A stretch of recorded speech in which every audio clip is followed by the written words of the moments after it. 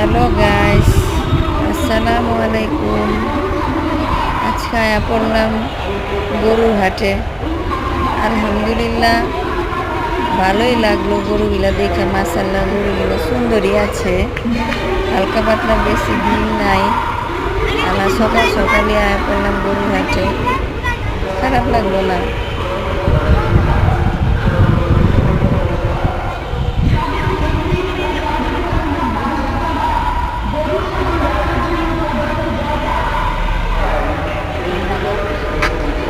দেখে ভালোই লাগলো গরুগুলা।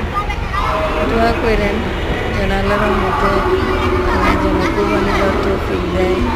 গরু যেন আল্লাহ যতটুকু তৌফিক আছে কিনা পারি, যেন আল্লাহ পাকের হুকুম পালন করতে পারি। সবাই মিলা দোয়া করেন ইনশাল্লাহ যেন লয়া পারি।